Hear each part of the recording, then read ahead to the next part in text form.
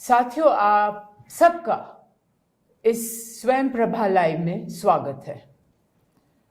आप सब ने पिछले 5-6 दिनों में सुना होगा विभिन्न एक्सपर्ट्स को, जिन्होंने नेशनल एजुकेशन पॉलिसी 2020 के अलग अलग बिंदुओं पर विस्तार में चर्चा की। आप सब ने जो स्वयं पे है, हमारे जितने भी 14 मॉड्यूल्स हैं, 31 जो वीडियोस हैं, आशा करते हैं कि आप सब ने उनको देखा होगा। आज का जो सेशन है, सत्र है, वो है मातृभाषा फॉर हायर एजुकेशन, मतलब उच्च शिक्षा में मातृभाषा। अगर आपने ध्यान से देखा होगा, पेज 53 पे ये पूरा एक सेक्शन लिखा हुआ है नेशनल एजुकेशन पॉलिसी 2020 में, और इस विषय को 2.5 पेज में लिखा गया है। तो आप इससे अंदाजा लगा सकते हैं कि इस विषय की कितनी महत्वता है भारत सरकार ने दी है इन नेशनल एजुकेशन पॉलिसी 2020। तो एक बात मैं उसमें से कोट करूंगी जो मेरे को बहुत अच्छी लगी, वो ये है, different language see the world differently. ये बहुत अच्छी इंग्लिश में ही लिखा हुआ है। आपने हिंदी में अगर आप लोगों ने पढ़ा होगा या अपनी भाषा में पढ़ा होगा तो आपको समझ में आ जाएगा, पर मैंने इंग्लिश में कोट किया, different language see the world differently. उसमें लिखा हुआ है कि यूनेस्को ने कहा है कि 197 इंडियन जो लैंग्वेजेस हैं, they are as endangered languages. इन सब पर बात करने के लिए आज हमारे साथ हैं प्रोफेसर जितेंद्र श्रीवास्तव। प्रोफेसर जितेंद्र श्रीवास्तव हमारे स्कूल ऑफ ह्यूमैनिटीज में हिंदी के प्रोफेसर हैं, पर आजकल वो इंटरनेशनल डिवीजन है हमारा इग्नू में, उसके डायरेक्टर हैं। इन्होंने मास्टर्स पीएचडी अपना जेएनयू से किया। 25 से अधिक किताबें हैं, 150 से अधिक इनके लेख हैं विभिन्न पत्रिकाओं में। बहुत अच्छे कवि हैं, जाने माने कवि हैं। हम तो सुनते हैं इनको इग्नो में, आज आप भी इनको सुनेंगे कि राष्ट्रीय नीति में 2020 में इस विषय में क्या कहा गया है। प्रोफेसर श्रीवास्तव। बहुत बहुत धन्यवाद मैडम। और ये बहुत अच्छा है कि सामान्यतः जब सबने ये मान लिया हो कि अंग्रेजी के अलावा कोई रास्ता नहीं है हायर एजुकेशन का, कि पढ़ाई का एक ही माध्यम है, और एक तरह से सरेंडर करने वाला मामला है कि अब अंग्रेजी की ही शरण में जा सकते हैं, उसके अलावा कोई रास्ता नहीं है, और ये एक स्वीकृत तथ्य की तरह होने लगा था। ऐसे समय में राष्ट्रीय शिक्षा नीति आई और सरकार ने इस बात पर बल दिया कि भारत में इतनी उन्नत भाषाएं हैं, हमारी भारतीय भाषाएं जो हैं, हमारी मातृभाषाएं हैं, क्या वो सिर्फ कन्वर्सेशन की भाषाएं हैं, क्या वो सिर्फ वार्तालाप की भाषाएं हैं, संवाद की भाषाएं हैं, क्या वो सिर्फ रसोई घर की भाषाएं हैं, क्या वो ज्ञान विज्ञान की भाषाएं नहीं हैं? हम कैसे भूल सकते हैं कि एक समय में हमारे वहाँ गणित का जो काम था वह संस्कृत और पाली जैसे विषयों में हुआ। महान गणितज्ञों ने काम किया। आरंभिक खगोल शास्त्री जो हमारे अपने देश में हुए, उन्होंने इन्हीं भारतीय भाषाओं में काम किया। बहुत तरह के काम हुए। एक समय सिर्फ जब हम कहते हैं कि भारत विश्व गुरु था, तो उसका अर्थ सिर्फ आध्यात्मिक नहीं लेना चाहिए कि सिर्फ धर्म और अध्यात्म के क्षेत्र में विश्व गुरु था। दरअसल ज्ञान और विज्ञान के क्षेत्र में भारत का जो काम था वो बहुत महत्वपूर्ण था।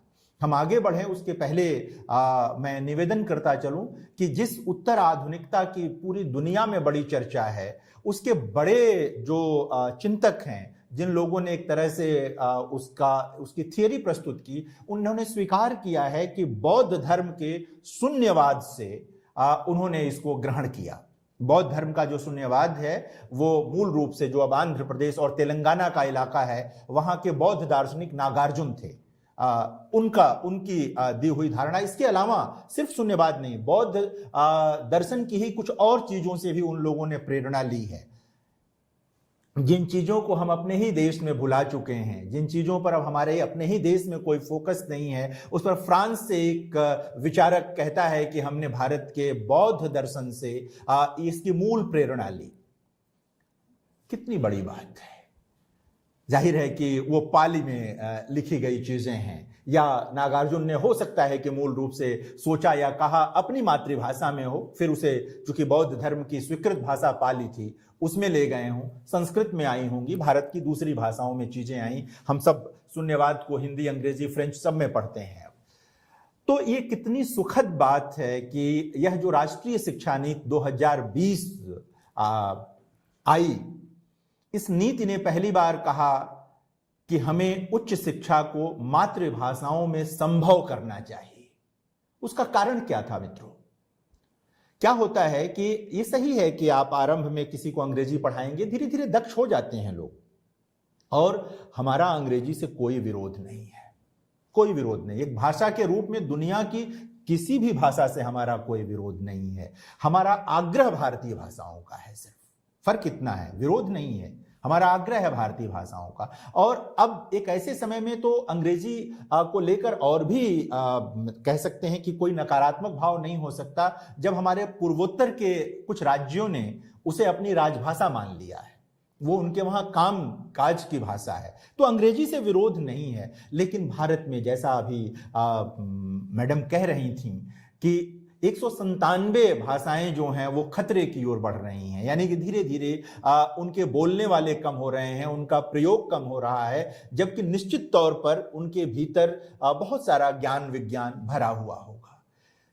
भारत की जो कुछ प्रमुख भाषाएं हैं जिन्हें हम सब जानते हैं, जो अनुसूची में दर्ज भाषाएं हैं, उनकी भी स्थिति एक बार साहित्य अकादमी के एक समारोह में एक बड़े चिंतक ने, बड़े कन्नड़ के लेखक ने कहा कि कहीं ऐसा तो नहीं कि भारतीय भाषाएं धीरे धीरे किचन लैंग्वेज बनती चली जा रही हैं, जो अभी मैं आरंभ में कह रहा था आपसे। ये इसकी चिंता कौन करेगा? हमारे और आप जैसे लोग जो विश्वविद्यालयों में हैं, महाविद्यालयों में हैं, जो सोच समझ सकते हैं, जो अपनी मातृभाषा में भी कुछ कर सकते हैं। कुछ हमारे देश के कुछ हिस्से हैं, जैसे बंगाल, जैसे कोई और, वहाँ वे लोग अंग्रेजी में काम करते हैं, उनके जो बड़े विचारक हैं, चिंतक हैं, लेकिन कुछ थोड़ा बहुत वो अपनी मातृभाषा में जरूर करते हैं, लेकिन वो इतना नहीं है कि उसी में पढ़ना पढ़ाना हो सके। तो सबसे पहले तो हम लोगों को, सरकार को धन्यवाद कहना चाहिए कि उन्होंने भारत की भाषाओं पर, मातृभाषाओं पर बल दिया कि इसमें पढ़ाई हो। गांधी जी को याद करना चाहिए ऐसे समय में। गांधी जी कहते थे कि यदि आज़ादी उन लोगों के लिए आ रही है जो लोग अंग्रेजी दां लोग हैं, तो निश्चित तौर पर इस देश की राजभाषा, राष्ट्रभाषा अंग्रेजी होनी चाहिए। लेकिन अगर आज़ादी उन करोड़ों लोगों के लिए आ रही है जो वंचित समुदायों के लोग हैं, जो गरीब गुरबा लोग हैं, जिन्हें बहुत सारी वंचनाओं को झेलना पड़ता है, तो आज़ादी अगर उनके लिए आ रही है तो हिंदी को राजभाषा होना चाहिए, राष्ट्रभाषा होना चाहिए। आप सब जानते हैं कि गांधी जी की अपनी मातृभाषा गुजराती थी और उन्होंने प्रचुर मात्रा में गुजराती में लेखन किया। मैं बार बार ये कहता भी हूं लोगों से कि हिंदी को आज़ादी की लड़ाई के दौर में राष्ट्रभाषा कहने का आग्रह जिन लोगों का था, वो सब लोग हिंदीतर राज्यों के लोग थे। वो महर्षि देवेंद्र नाथ ठाकुर रहे हों, वो महर्षि दयानंद सरस्वती रहे हों, वो राजगोपालाचारी जी रहे हों, वो स्वयं रविन्द्रनाथ ठाकुर रहे हों, वो महात्मा गांधी जी रहे हों, या बंकिम चंद्र चटर्जी जैसे लोग रहे हों, ये सब लोग थे जिनकी मातृभाषाएं अलग थीं। भारत की दूसरी भाषाएं उनकी मातृभाषा थीं, हिंदी नहीं थी। एक और बात कि हिंदी जो है वह एक बहुत छोटे से इलाके में लोगों की मातृभाषा है, जिसे ये आप मेरठ से लेकर के कौरवी का जो इलाका है, जिसे कौरवी कहते हैं, कौरवी का इलाका है, और वो भी वह हिंदी नहीं है जिस हिंदी में मैं बोल रहा हूँ। खड़ी बोली का एक इलाका है जिसमें उसका प्रयोग किया जाता है। दरअसल हिंदी इस देश में किसी की उस रूप में कह सकते हैं कि मातृभाषा नहीं है, यह इस मुल्क की भाषा है, यह इस देश की भाषा है, और जो आज़ादी की लड़ाई के दिनों में विकसित हुई थी। स्वाधीन चेतना के साथ विकसित हुई थी। इसलिए हिंदी को किसी राज्य की भाषा मान लेना उचित नहीं है। जिन राज्यों की भाषा के रूप में आप हिंदी को कहते हैं, उत्तर प्रदेश, मध्य प्रदेश या राजस्थान या बिहार, वहां पर बहुत सारी मातृभाषाएं काम कर रही होती हैं। बहरहाल, मातृभाषाओं में राजभाषा और राष्ट्रभाषा को लेकर आप सब जानते होंगे। राष्ट्रभाषा आजादी की लड़ाई के दौर में जरूर हिंदी को कहा गया था, लेकिन आज भारत की हर भाषा राष्ट्रभाषा है। जो इस राष्ट्र की भाषा है वो राष्ट्रभाषा है। संवैधानिक स्थिति राजभाषा की होती है, जो केंद्र यानी संघ की राजभाषा जो है वो हिंदी है। सभी प्रांतों की अपनी राजभाषाएं हैं, सभी प्रांतों ने अपनी राजभाषाओं को स्वीकार किया है। निश्चित तौर पर वो इस इलाके की मातृभाषाएं हैं जो वहां की राजभाषा बनी है। सरकार का आग्रह मातृभाषाओं के लिए इसलिए भी रहा कि कोई बच्चा जब कहीं पैदा होता है तो सबसे पहले वो अपनी मातृभाषा में ही आचरण शुरू करता है, बातचीत तो अपनी मातृभाषा में शुरू करता है, अपनी माँ से, अपने परिवार में। कुछ परिवारों को छोड़ दीजिए जहां पर एकदम अंग्रेजी स्वीकृत हो गई है परिवारों के भीतर भी, तो सामान्यतः जो है वो हिंदी में, अगर हिंदी प्रदेश कहीं हिंदी इलाका है जैसे दिल्ली में है या कहीं है, कुछ परिवार दिल्ली में तो एक चूंकि मेट्रो है तो यहाँ पर तो कई भाषा के लोग रहते हैं जिनकी मातृभाषाएं अलग हैं। लखनऊ में है, कहीं है, पटना में है, चेन्नई में है, कोचीन में है, तो वहां पर वो अपनी जो मातृभाषा है वो उसका आचरण करते हैं धीरे धीरे। गांधी जी का भी ये मानना था, तमाम शिक्षा शास्त्रियों का भी ये मानना रहा है, जो लोग भी इस क्षेत्र में काम करते रहे हैं उनका मानना रहा है कि अगर बच्चे को जिस भाषा में स्वाभाविक रूप से उसका विकास हो रहा है उस भाषा में अगर उसको ज्ञान की चीजें मिलेंगी तो निश्चित तौर पर उसका विकास अधिक होगा, वो आसानी से उसे ग्रहण करेगा। जैसे क्या होता है कि हम लोग आसपास देखते हैं अपने कि जब बच्चों को आप भेजिए तो हिंदी तो वो उस समय फ्लुएंटली बोल रहा होगा, मलयालम फ्लुएंटली बोल रहा होगा जहां होगा, तमिल बहुत मतलब तेजी के साथ वो बोल रहा होगा, लेकिन जब अंग्रेजी सीखना शुरू करता है तो निश्चित तौर पे अल्फाबेट से शुरू करता है, वो ABCD, फिर मिलाना शुरू करता है, फिर बोलना शुरू करता है, फिर उसके शब्दकोश वो याद करता है। जबकि मातृभाषा का शब्दकोश स्वाभाविक रूप से उसमें शामिल हो जाता है, उसकी चेतना का वो हिस्सा हो जाता है, उसकी पूरे मतलब क्या कह सकते हैं उसके व्यवहार का हिस्सा हो जाता है वो शब्दकोश। तो अंग्रेजी अलग से उसे अर्जित करनी पड़ती है। मैं पुनः कहूं कि अंग्रेजी से विरोध नहीं है, सिर्फ एक उदाहरण के तौर पर हम ये बात कह रहे हैं। तो गांधी जी कहते थे और तमाम जो विचारक कहते रहे कि, और अभी सरकार का भी यही आग्रह है कि जिस भाषा में बच्चा बोलना शुरू करता है, जिस भाषा में वो अपने माता पिता, भाई बहन, परिवार, दोस्तों से बात करता है, उस भाषा में अगर आप उसे आरंभिक शिक्षा देंगे तो निश्चित तौर पर उसका विकास होगा। आरंभिक शिक्षा अगर उसको मिल जाएगी निश्चित तौर पर तो फिर आगे भी वो क्रमशः बढ़ सकता है। हायर एजुकेशन को लेकर के क्या दिक्कत आती है, उच्च शिक्षा, मातृभाषा में उच्च शिक्षा को लेकर जो समस्या की बात आती है मित्रों, वो सबसे बड़ी समस्या आती है कि पाठ्य पुस्तकों की आती है। कि हायर एजुकेशन में अगर आपको मान लीजिए, मैं अभी इंजीनियरिंग की बात नहीं करूंगा, हालांकि अभी मध्य प्रदेश में और कुछ जगहों पर इंजीनियरिंग और मेडिकल के लिए भी प्रयोग हुआ है मातृभाषा यानी हिंदी में पढ़ाने के लिए। हिंदी भी इस देश की एक प्रमुख मातृभाषा है, राजभाषा भी है वो संघ की, प्रयोग हुआ है। मैं अभी बेसिक बातें कह रहा हूं। जैसे मान लीजिए अगर आप समाज विज्ञान के विद्यार्थी हैं, इतिहास के, भूगोल के, समाजशास्त्र के, मनोविज्ञान के, इन विषयों के विद्यार्थी हैं, समाज विज्ञान और या जो ट्रेडिशनल साइंस है, फिजिक्स, केमिस्ट्री, मैथ के विद्यार्थी हैं, तो ये होता है कि इनमें कायदे की किताबें नहीं हैं कि बच्चा पढ़ सके। ये ठीक तथ्य नहीं है। मैं याद कर सकता हूं कि उत्तर प्रदेश, बिहार जैसे राज्यों में आज़ादी के बाद से लेकर हाल फिलहाल तक, और मुझे लगता है अब भी इंटरमीडिएट तक की, 12वीं तक की साइंस की किताबें, सोशल साइंस की किताबें, समाज विज्ञान और विज्ञान की किताबें हिंदी में उपलब्ध थीं और बहुत बोधगम्य हिंदी में उपलब्ध थीं और हैं। जाहिर है कि ये स्नातक स्तर पर भी संभव हो सकता था, लेकिन चीज़ें बदल गईं। वहाँ जाकर बच्चे को अलग संघर्ष करना पड़ता है, करते भी हैं। हम लोग कई बार सुनते हैं कि IIT में किसी ने आत्महत्या कर लिया, किसी मेडिकल कॉलेज में किसी स्टूडेंट ने आत्महत्या कर ली, और कारण क्या होता है कि वह ज्ञान तो उसके पास होता है लेकिन भाषा नहीं होती है। दुखद पक्ष क्या है हमारे देश में कि हमने भाषा को ज्ञान मान लिया, जबकि भाषा संप्रेषण का माध्यम है, संप्रेषण का माध्यम है। वो ज्ञान का, भाषा जो है वो ज्ञान का पर्यायवाची शब्द नहीं है। यानी फिजिक्स आप जानते हैं, यह इससे तय नहीं होगा कि आपको अंग्रेजी आती है कि नहीं आती है, आपको फ्रेंच आती है कि नहीं आती, क्योंकि जर्मनी का आदमी फिजिक्स जर्मन में पढ़ता है, फ्रांस का आदमी फ्रेंच में पढ़ता है, चाइना में चीनी भाषा में पढ़ता है, वो चीन में, जापान में जापानी भाषा में पढ़ता है। इन ऐसे देशों का मैंने नाम लिया, और जो लातिन अमेरिकी देश हैं उनमें स्पेनिश में पढ़ता है। जाहिर है कि इन जगहों पर अंग्रेजी में कोई उच्च शिक्षा का माध्यम नहीं है, तो अंग्रेजी अलग से सीखते होंगे। यानी कि यह मान लेना कि अंग्रेजी ही ज्ञान है, यह गलत समझ है, यह विभ्रम में डालने वाली समझ है। एक तरह से अलग, ज्ञान अलग चीज है, भाषा अलग चीज है। ज्ञान को कहीं पहुंचाने का माध्यम है भाषा, वो अंग्रेजी है, तो हमारी मातृभाषाएं क्यों नहीं हो सकती हैं? अगर जापानी हो सकती है, अगर चीनी हो सकती है, अगर फ्रेंच हो सकती है, अगर जर्मनी में ये संभव हो सकता है, तो हमारे अपने देश में यह क्यों नहीं संभव हो सकता कि हम मलयालम में, हम तमिल में, हम कन्नड़ में, हम तेलुगु में, हम बांग्ला में, हम मराठी में, हम उड़िया में, हम हिंदी में ये चीज़ें उपलब्ध करा लें इस देश के जो नई पीढ़ी के लोग हैं उनको, वो अंग्रेजी पढ़ें साथ साथ। एक वैश्विक धरातल भी आपको निर्मित करना है, दुनिया में भी आपको जाना है।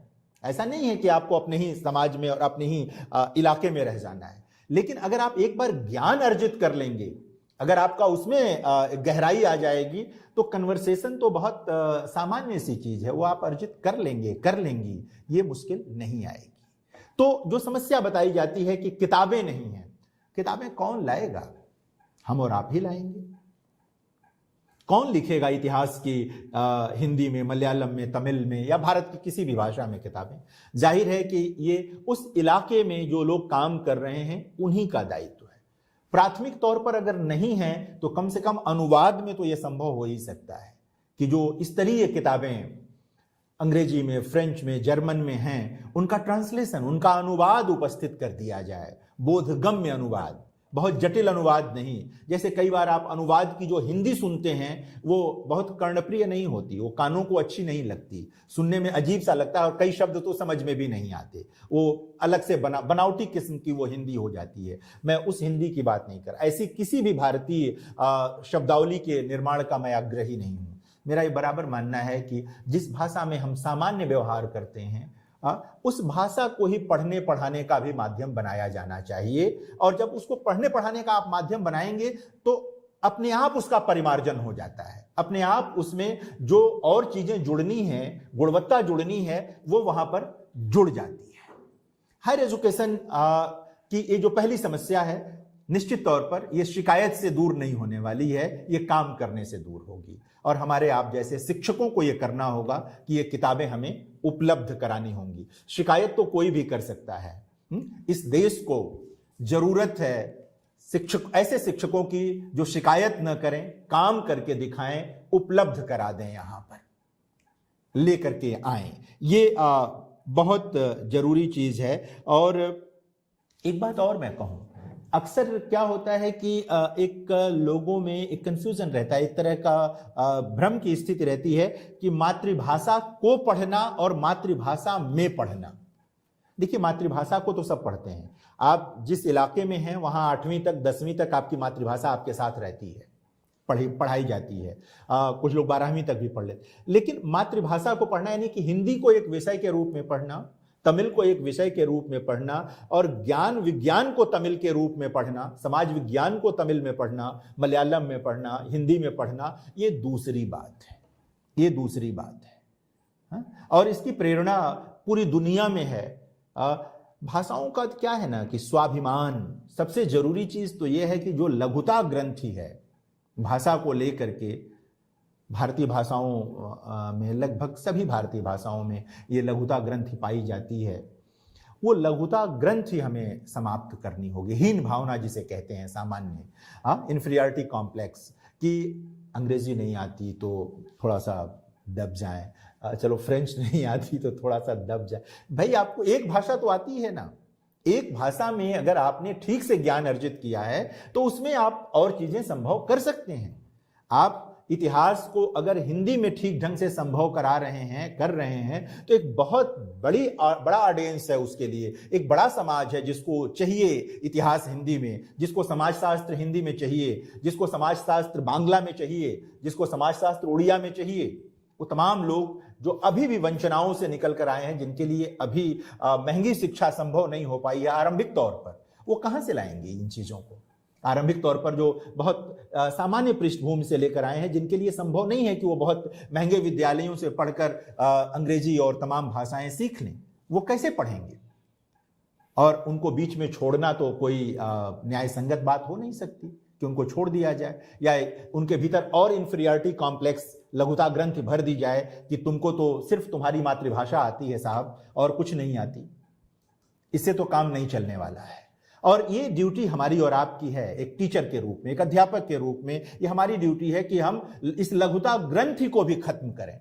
मैं याद करता हूं जवाहरलाल नेहरू विश्वविद्यालय के दिनों को, जब वहां पर इंटरनेशनल स्टडीज में और सोशल साइंस के डिपार्टमेंट में तमाम इलाकों से जो बच्चे आते थे भारत के, और उनकी अंग्रेजी बहुत सामान्य होती थी या कई बार कमजोर होती थी, तो कुछ अच्छे अध्यापक थे वहाँ पर, सोशल साइंस के भी, पॉलिटिकल साइंस के, सोशियोलॉजी के, इंटरनेशनल स्टडीज में, जो उन बच्चों में विश्वास भरते थे कि तुमको एक भाषा आती है, तुम धीरे धीरे अंग्रेजी भी सीख जाओगे, अपनी भाषा में काम करो। और वे वैसे बच्चे थे जिन्होंने बाद में अंग्रेजी में अपनी थीसिस लिखी, बाद में अब उनके उसमें से कई तो इंटरनेशनल स्तर के स्कॉलर हैं। जब जवाहरलाल नेहरू यूनिवर्सिटी आए थे तो वो टूटी फूटी अंग्रेजी भी नहीं बोल सकते थे, नहीं लिख सकते थे, तो किया।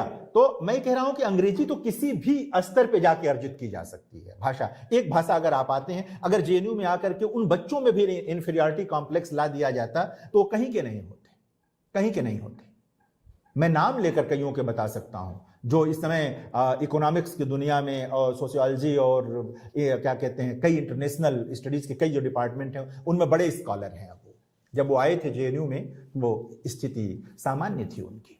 उन शिक्षकों का ने काम किया, उनको जाहिर है कि हम लोगों को प्रणाम निवेदित करना चाहिए ऐसे शिक्षकों को। तो हमारी जिम्मेदारी बनती है कि मातृभाषा में शिक्षा संभव नहीं है, उच्च शिक्षा, ये शिकायत नहीं, ये शिकायत तो बिल्कुल किनारे करने की जरूरत है। हमें उसके लिए हम ही को सीढ़ी बनना होगा। अगर नहीं है 75 साल बाद तो यह विलाप का विषय है, यह शोक का विषय है, यह सिर्फ शिकायत का विषय नहीं है, ये शिकायत का विषय नहीं है। ये हम लोगों को ही सीढ़ी बनना होगा, नींव का ईंट भी बनना होगा। 75 साल बाद ही सही, जब से जगें तभी से सवेरा।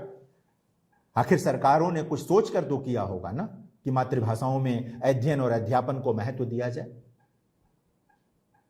ये एक महत्वपूर्ण चीज है।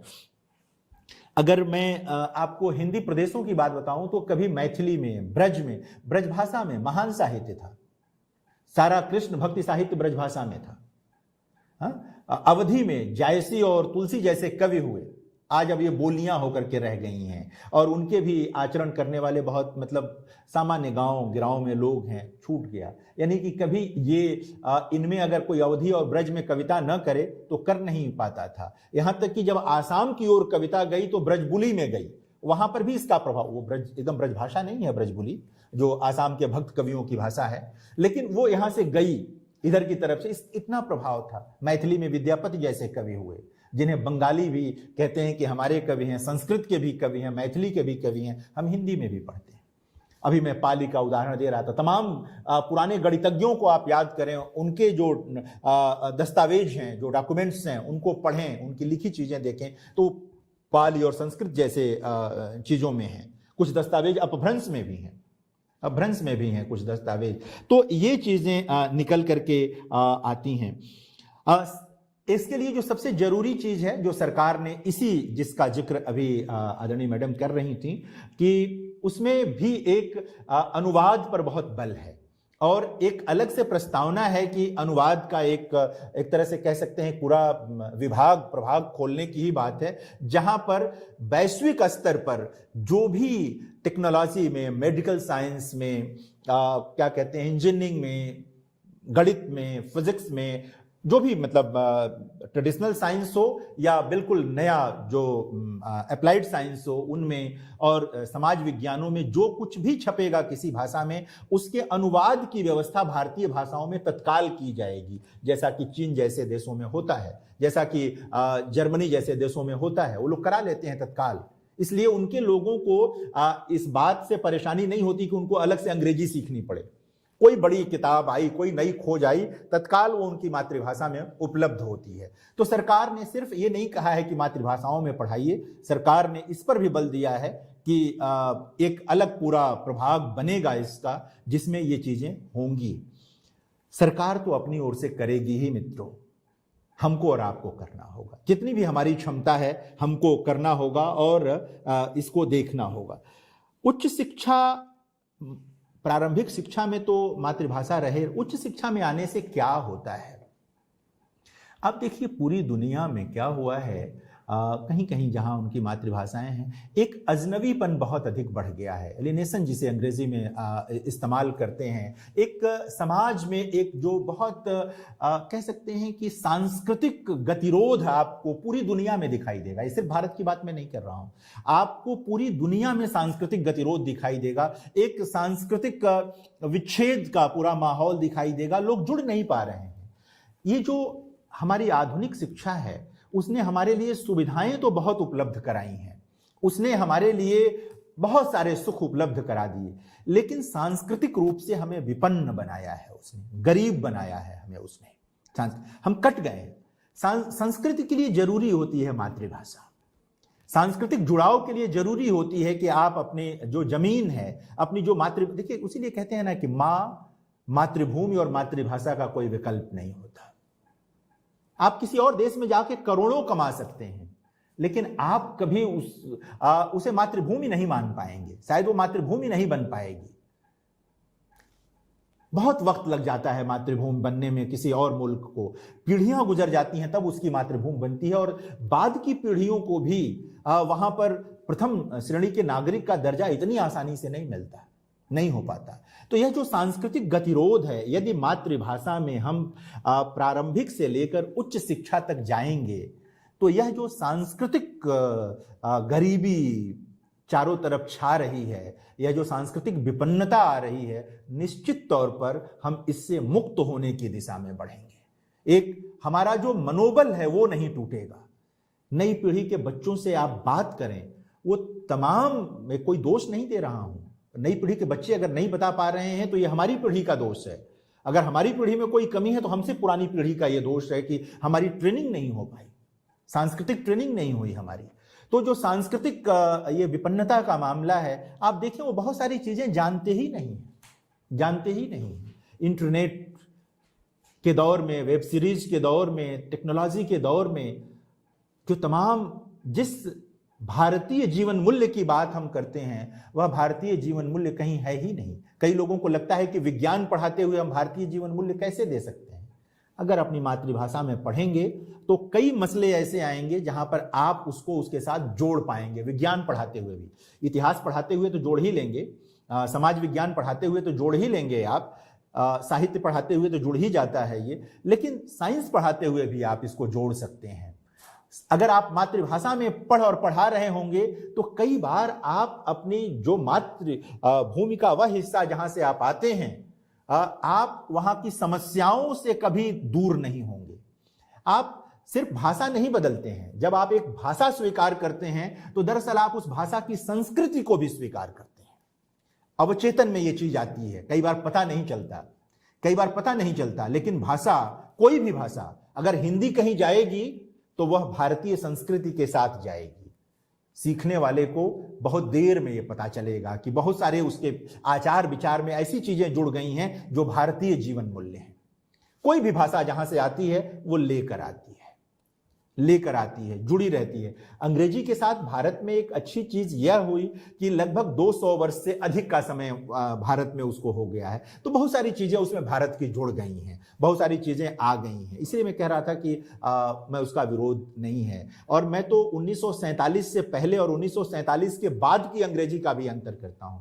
1947 के पहले की अंग्रेजी का 75% जो है वो हमें गुलाम बनाने के काम आता था। 25% हमारे स्वाधीनता संग्राम सेनानी भी उसका उपयोग करते थे। 47 के बाद की अंग्रेजी जाहिर है कि स्वाधीन भारत के लोगों ने उसका इस्तेमाल किया, धीरे धीरे उसका भी भारतीयकरण हुआ है, लेकिन अभी वह मातृभाषा नहीं बन पाई है। कम से कम इलाकों की नहीं हो, कुछ परिवारों की बन गई होगी हो सकता है, लेकिन किसी पूरे समूह की मातृभाषा वो नहीं बन पाई है, किसी क्षेत्र की मातृभाषा नहीं बन पाई है। तो सबसे बड़ी चीज ये है कि अगर हम हायर एजुकेशन संभव करते हैं अपनी मातृभाषा में, भारतीय भाषा में, तो संस्कृति से जुड़ाव बढ़ेगा। ये जो आत्महत्या की घटनाएं हैं, यह जो अकेलेपन की घटनाएं हैं, यह जो पारिवारिक विच्छेद की घटनाएं हैं, विवाद की घटनाएं हैं, निश्चित तौर पर यह जो मातृभाषा है, जो अपनी संस्कृति है, यह जो अपना एक पूरा परिवेश है, जाने अनजाने उससे विलग होने का नतीजा है, जाने अनजाने उससे दूर होने का नतीजा है। उसके कारण ये चीजें निकल करके आती हैं। तो अगर हम उच्च शिक्षा को भारतीय भाषाओं में संभव कर पाए, और करना तो चाहिए, हम लोगों को कोशिश करनी चाहिए, तो संस्कृति का जुड़ाव बढ़ेगा, सांस्कृतिक अकेलापन बहुत कम होगा। निश्चित तौर पर हम लोग एक सामूहिकता महसूस करेंगे, सामूहिकता महसूस करेंगे। आप देखिए ना, आप दिल्ली में हो, कल्पना कीजिए कि आप दिल्ली में हो और अचानक आप भारत के किसी एक ऐसे हिस्से से आते हो जहां पर हिंदी नहीं बोली जाती, आप बांग्ला भाषी हो, मराठी भाषी हो, आपको कोई चौराहे पर मिल जाता है, आपको कोई बस में मिल जाता है, आपको कोई मेट्रो में मिल जाता है, आपको किसी मॉल में कोई मिल जाता है, आप उससे मातृभाषा में बात करने लगते हैं और आपके बीच की दूरी खत्म हो जाती है। एक लगाव आप उसके साथ एकाएक महसूस करने लगते हैं, जो अभी हिंदी या अंग्रेजी में बोलते हुए आप नहीं महसूस कर रहे थे। सोचिए कि अगर पूरी पढ़ाई का माध्यम उसमें हो जाए तो यह जो दूरी है वो कितनी आसानी से दूर हो जाएगी। इसको समझने की जरूरत है, महसूस करने की जरूरत है, और इसको जब हम गहराई से सोचेंगे, समझेंगे, तभी इस पर हम विचार कर पाएंगे और देख पाएंगे। एक बात और होगा, मातृभाषाओं में पढ़ने और पढ़ाने का नतीजा, यह जो भारतीय भाषाओं के बीच एक द्वेष की भावना है, एक भाषा अपने को महत्वपूर्ण समझती है, दूसरी अपने को यह भी कम होगा। जब लगेगा समान रूप से सभी भारतीय भाषाओं को महत्व मिल रहा है, मातृभाषाओं को महत्व मिल रहा है, उनमें अध्ययन करने वालों को भी राष्ट्रीय स्तर पर वैसा ही महत्व मिल रहा है जैसा किसी और भाषा वाले को मिल रहा है, तो यह जो भाषाओं के बीच की दूरी है भारत के, वह मिटेगी। अभी एक शब्दकोश तैयार करवा रहा है गृह मंत्रालय, जिसमें केंद्रीय हिंदी निदेशालय भी शामिल है, हमारे माननीय कुलपति जी के पास ही उसका आजकल प्रभार है। तो वो भारत के तमाम विशेषज्ञों को इकट्ठा कर रहे हैं और वहां पर जो ऐसे बहुत लोकप्रिय शब्द हैं उन मातृभाषाओं के, यानी कि तमिल के, तेलुगु के, मराठी के, उड़िया के, असमी के, उनको ला रहे हैं और उनको उस शब्दकोश में ला रहे हैं कि एक हिंदी भाषी भी जान पाए कि आसाम में ये शब्द इसलिए लोकप्रिय हैं ताकि वो उनको सीख ले, ये तमिलनाडु में इसलिए लोकप्रिय हैं, और देवनागरी लिपि में वो उपलब्ध हो रहा है। यानी कि कल को जब ये शब्दकोश और डिजिटल आ रहा है, कहीं भी आप इंटरनेट पर इसे प्राप्त कर सकेंगे। यानी कि अगर ये मिल जाएगा और आप आसाम जा रहे होंगे और आपने 50 शब्द असमी के सीख लिए हों, तो आप वहां बात करेंगे तो देखिए कितना अपनापन हो जाता है। यह तो सामान्य कन्वर्सेशन की बात मैं कह रहा हूं। अगर हायर एजुकेशन का पूरा मामला बदल जाए इस तरह से, आप देखिएगा कि अगर मातृभाषाओं में हायर एजुकेशन हो जाए तो जितनी प्रतिभाएं अभी हम दे पा रहे हैं, इनसे कई गुना अधिक प्रतिभाएं सामने आएंगी। हमारी बहुत सारी प्रतिभाएं जो 12वीं के बाद पढ़ ही नहीं पाती हैं, अगर वो उनको मौका मिलता, जैसा अभी मैं जेएनयू का आपको उदाहरण दे रहा था, सौभाग्य से जिनको वहां तक आने का मौका मिल गया, बहुत सारे लोगों को 12वीं के बाद मौका ही नहीं मिल पाता, या किसी तरह से वो अपने इलाके से बीए कर लेते हैं, बीएससी कर लेते हैं, फिर कहीं छोटी मोटी नौकरियों में खप जाते हैं। अगर उन्हें सचमुच अपनी मातृभाषा में काम करने का मौका मिलता, शोध करने का मौका मिलता, जहां पर वो मतलब जिसको कहते हैं ना सरपट दौड़ लगा सकते भाषा में, जिस भाषा को उन्होंने बड़ी मुश्किल से सीखा है, जिसमें कई बार सोच सोच के शब्द बोलना पड़ता है कि क्या रखें क्या न रखें, कैसे जाएगा रिसर्च, क्या बनेगा क्या नहीं होगा, अपनी मातृभाषा में अगर उन्हें मौका मिल जाता तो शायद हमारे देश को कुछ नए रिसर्च मिलते, अलग अलग नए शोध मिलते, नए रास्ते मिलते। ऐसे लोग, जिन बहुत सारे लोगों के बारे में हम लोग सुनते हैं कि उन्होंने जुगाड़ से कोई चीज तैयार कर ली। सोचिए कि अगर मातृभाषा में ही उन्हें पढ़ने का अवसर मिलता, उन्हें फिजिक्स पढ़ने का अवसर मिलता, केमिस्ट्री पढ़ने का अवसर मिलता, गणित पढ़ने का अवसर मिलता, तो हो सकता है कि वह जुगाड़ अधिक मजबूत सैद्धांतिकी के साथ एक नई खोज होता जो पूरे वैश्विक स्तर पर काम करता। वो जो जुगाड़ वाला व्यक्ति है, उसे चूंकि कोई वैश्विक भाषा नहीं आती, उसे अपने इलाके की भाषा आती है, भोजपुरी आती है या हिंदी आती है, मलयालम आती है या असमी आती है, उड़िया आती है, वह अपने इलाके में काम करके रह जाता है। तो अगर हम मातृभाषा में उच्च शिक्षा संभव करेंगे तो बहुत सारी प्रतिभाएं जो बड़ा काम कर सकती हैं ज्ञान विज्ञान के क्षेत्र में, रिसर्च के क्षेत्र में, हम उनको मौका मिलेगा, वो लेकर आएंगे और तब राष्ट्र का वास्तविक विकास होगा। अभी तो मुश्किल से हम कितने लोग आ पाते हैं, मतलब बहुत थोड़ा सा प्रतिशत हायर एजुकेशन में आता है, और उसका भी थोड़ा सा प्रतिशत आता है जो सचमुच राष्ट्र के विकास में नई खोज के साथ योगदान देता है। बहुत सारे लोग तो नौकरियों में आ जाते हैं, अपने ढंग से कुछ कुछ काम करके निकल जाते हैं, सारी चीजें होकर रह जाती हैं। यह जो मातृभाषा होगी वह इतना आत्मबल बढ़ा देगी बीएससी करने वाले बच्चे का, इंजीनियरिंग करने वाले बच्चे का, मेडिकल साइंस पढ़ रहे बच्चे का, कि वह तमाम मतलब नए शोध की ओर अनिवार्य रूप से जाएगा, वो जाएगी वो लड़की। अभी तो हम उसका मनोबल तोड़ देते हैं, तुमको तो अंग्रेजी ही नहीं आती साहब, अंग्रेजी नहीं आती तो क्या पढ़ोगे, एमबीबीएस कैसे करोगे, एमडी कैसे करोगे, कोई नया रिसर्च कैसे करोगे, तुम्हारा रिसर्च पेपर कैसे लिखोगे, और बड़ी चलताऊ सी अंग्रेजी में क्या लिखोगे। अगर अंग्रेजी सीख भी ली तो बहुत चलताऊ सी अंग्रेजी में क्या होगा, है ना, मतलब ऐसे ही वाला मामला जो है उसमें क्या होगा। तो ये भारतीय भाषाओं में यदि हम उच्च शिक्षा संभव करेंगे, जो कि सरकार चाहती है, जो हमारे आप जैसे लोग भी चाहते हैं, तो निश्चित तौर पर यह होगा कि हम नए शोध की ओर बढ़ेंगे, नई प्रतिभाएं आएंगी हमारे देश में, चारों ओर से आएंगी, और हमारी कल्पना से अधिक आएंगी। बस मौका तो दीजिए। जब मौका मिलता है, आप देखिए कमाल करता है हमारा मुल्क, चमत्कार, उसको चमत्कार की तरह देखते हैं लोग।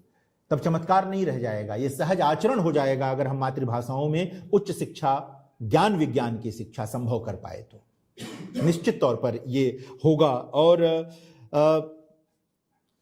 पुनः मैं दोहराऊं कि जब हम कह रहे हैं कि मातृभाषा में कर रहे हैं, तो हम भारत में ही एक दूसरी भाषा को ये नहीं कह रहे हैं कि उसको छोड़ दो, उसके साथ चलिए। देखिए, मौसी का घर कितना भी अच्छा हो, वो माँ का घर तो नहीं हो सकता ना। माँ का घर तो अपना घर होगा ना, माँ का घर होगा। मौसी का घर अच्छा रहे, लेकिन अपना घर भी अच्छा होना चाहिए। अपना घर है और किराए का घर है। किराए का घर कितना भी अच्छा आपको मिल जाए, वो किराए का ही घर रहेगा, वो अपना घर नहीं हो सकता। तो अपने घर में ही जितने कदम चल करके, जिस भी ढंग से हम अपने घर को थोड़ा सुंदर बना सकते हैं, अधिक क्या कह सकते हैं, हवादार बना सकते हैं, तो बनाएं। ये मातृभाषाओं में उच्च शिक्षा दरअसल नई खिड़कियां खोलने जैसे, अधिक हवादार बनाने का मामला है। अभी बड़ा सुफोकेशन है, बड़ी घुटन है हायर एजुकेशन में, बच्चे दबाव में भाषा सीखते हैं।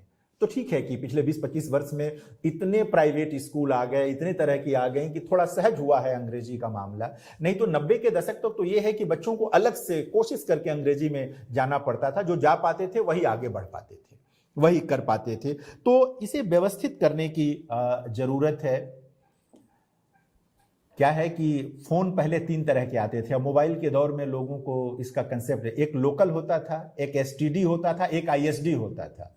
हाँ, लोकल का एक नंबर, एसटीडी का एक नंबर होता था, 0 लगा के कोड मिलता था, अब तो लोगों को याद भी नहीं रह गए, और एक आईएसडी नंबर होता था। देखिए क्या है, कुछ लोगों का क्या है, लोकल खराब हो जाता है, एसटीडी सही रखते थे वो अपना। लोकल खराब मैं व्यंजना में कह रहा हूं कि वो लोकल पे संवाद नहीं रखते थे, वो एसटीडी उनका चलता रहेगा। कुछ लोगों का एसटीडी पे आईएसडी चलता रहता। देखिए, इंटरनेशनल होइए, नेशनल भी होइए, लेकिन पहले स्थानीय होइए। जो स्थानीय नहीं है वह राष्ट्रीय भी नहीं हो सकता, और जो कायदे से राष्ट्रीय नहीं है वो वैश्विक क्या होगा। बिना जड़ का जो पेड़ होता है उसके गिरने के लिए आंधी की जरूरत नहीं होती है, हवा का एक तेज झोंका भी उसको गिरा देता है। कमजोर जो पहाड़ियों पर पौधे लगे होते हैं आप उनको देखिए, वो गिर जाते हैं क्योंकि उनकी जड़ नहीं जम पाती है। मातृभाषा दरअसल जड़ है, हाँ? वो रूट है। अगर वो मजबूत होगी और उसमें आप एक बढ़ने और चढ़ने का मौका देंगे विद्यार्थी को, तो निश्चित तौर पर उस पेड़ को कोई नहीं गिरा पाएगा। और फिर वो अंग्रेजी भी सीख लेगा, फ्रेंच भी सीख लेगा, दुनिया में जहां जाएगा काम भर की चीज सीख लेगा और वो काम करेगा क्योंकि उसके पास ज्ञान है। भाषा सिर्फ उसको संप्रेषण के लिए चाहिए, ज्ञान उसने अर्जित कर लिया है।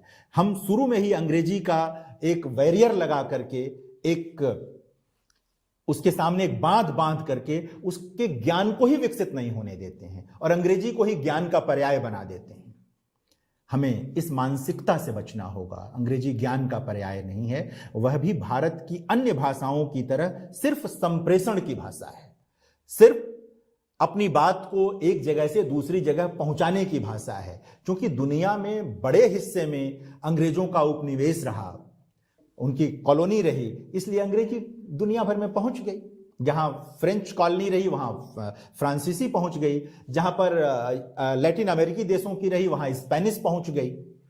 लेकिन इसका मतलब ये नहीं था कि यही महान भाषाएं हैं, ये हैं महान भाषाएं, लेकिन हमारी अपनी भाषाएं भी बहुत महान भाषाएं हैं।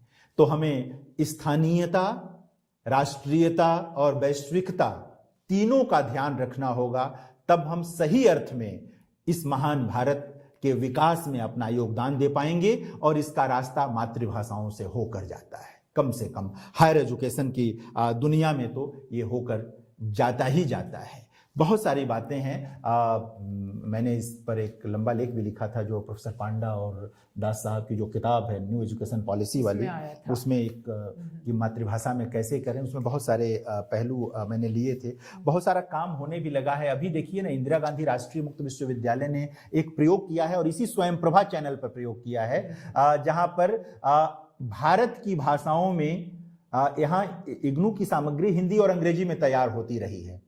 अभी स्वयंप्रभा पर माननीय कुलपति जी की प्रेरणा से और हमारे सभी शिक्षकों के सहयोग से ये हो रहा है कि भारत की तमाम महत्वपूर्ण भाषाओं में यहाँ पर लेक्चर हो रहे हैं। यानी वही इतिहास का वही अध्याय, समाजशास्त्र का वही अध्याय, एजुकेशन का वही अध्याय उड़िया में भी जा रहा है, असमी में भी जा रहा है, बांग्ला में भी जा रहा है, मराठी में भी जा रहा है, तमिल तेलुगु में भी जा रहा है। और वहां बच्चा जो अंग्रेजी में किताब उसके पास पहुंची हुई है, जब वो अंग्रेजी में पढ़ते हुए अपनी भाषा में भी सुन ले रहा है तो उसका आत्मविश्वास देखते बनेगा। जो चीज अभी उसके कहीं अवरोध लग रहा होगा, अंग्रेजी में शायद वो फ्रेज उसकी समझ में नहीं आ रहा होगा, वो मातृभाषा में सुनते एकदम स्पष्ट हो गया उसको कि अरे यही कहा जा रहा है, और फिर अब वो अपनी मातृभाषा में जिसको चाहे उसको समझा सकता है।